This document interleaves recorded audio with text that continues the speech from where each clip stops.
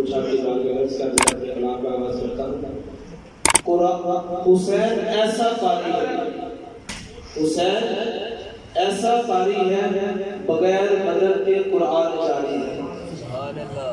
حسین ایسا قاری ہے بغیر مدد کے قرآن جاری ہے. مل کے پڑھیں سبحان اللہ.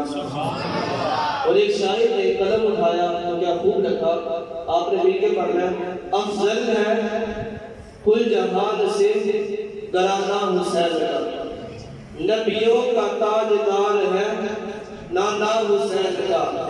ایک پل کی حکومت بس یزید کی، صدیہ حسین کی تو زمانہ حسین کا.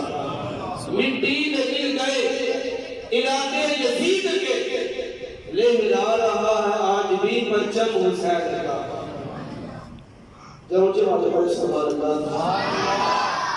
آج میں اور آپ جس ہستی کو خراج تحسین پیش کرنے کے لیے حاضر ہوئے ہیں وہ دنیا میں صرف ایک ہے.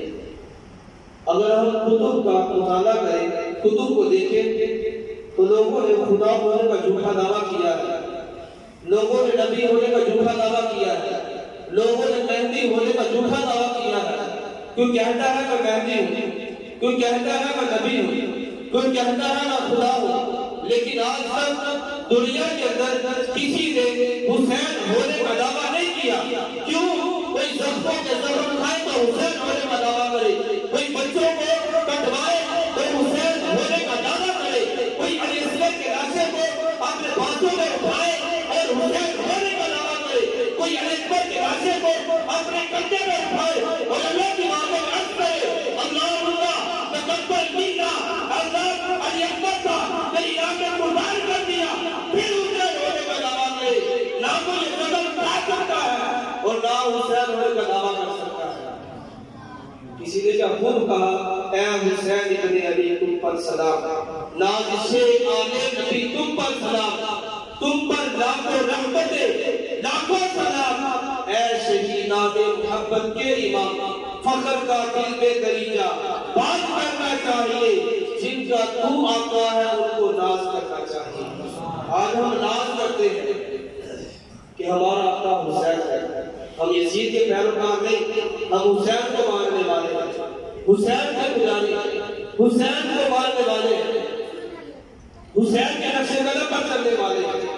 مقام بیضا تھا حضرت علی مرتضیٰ شیر خدا رضی اللہ تعالیٰ کے نواسے امام حسین رضی اللہ تعالیٰ فرماتے ہیں کہ مجھے معلوم ہے میں کربلا میں جانے والا ہوں، میرے ساتھ وہاں کیا کیا ہوگا، مجھے لوگ وہاں سنائیں گے، مجھے سب کچھ معلوم ہے. عبداللہ بن زبیر نے منع کیا، امام حسین نہ جاؤ، وہاں جو ہے آپ کو تنگ کریں گے، ستائیں گے. عبداللہ بن عمر نے منع کیا، نہ جاؤ. کہا میرے غم گسار ہو، میرے والوں مجھے نہ روکو، مجھے جانے دو، مجھے نانا کے دین کی ڈوبتی ہوئے کشتی کو بچانے دو. میں چاہتا ہوں دنیا پر وفا کا نام رہ جائے، میں رہوں نہ رہوں عظمت اسلام رہ جائے. میں نہیں جانتا نبی کے گھر کی آگ جاتی ہے، لوگوں تمہارا ایمان جاتا ہے، میرے گھر کے ایمان جاتے ہیں. کہا مجھے پتہ ہے میرے ساتھ کیا ہوگا، لیکن پھر میں جانا چاہتا ہوں تاکہ اسلام لگ جائے. حضرت علی رضی اللہ تعالیٰ عنہ فرماتے ہیں جنگ صفوان کے موقع پر کہ جب آپ کا گزر میدان کربلا سے ہوا، آپ نے لوگوں کو بتایا کہ یہ وہ جگہ ہے جہاں میرے نواسے کو شہید کیا جائے گا، یہاں پر میرا بچہ گھوڑے باندھے گا، یہاں پر خیمے لگائے گا، یہاں پر شہید کیا جائے گا. جب ان کو معلوم تھا تو بچے کو بھیجا نہیں کیوں؟ حضرت علی کو معلوم ہے بچہ شہید ہوگا، حضرت فاطمہ کو معلوم ہے بچہ شہید ہوگا، خود حضور کو معلوم ہے بچہ شہید ہوگا، خود امام حسین کو معلوم ہے میں نے شہید ہو رہا ہے. یہ نہیں کیوں گے؟ اس وجہ سے کہ اللہ کے نبی نے آپ کو بڑے ڈاٹ سے پالا اور آپ کو کچھ سکھایا ہے. آپ جب نماز میں جاتے ہیں امام حسین آ جاتے ہیں تو نبی اسلام نماز کو لمبا کر دیتے ہیں.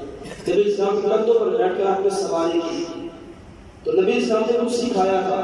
اور یہاں پر امتحان تھا کہ نبی کے نواسے نبی نے کندھوں پر بٹھا کر ہمیں سکھایا ہے. نبی کی نواسے تمہارے لیے اللہ کے نبی نے نماز میں سجدے کو لمبا کر دیا. آج دیکھنا یہ ہے کہ وہ نبی کا نواسا جو نماز میں نبی کی کچھ پر بیٹھ رہا ہے، وہ نبی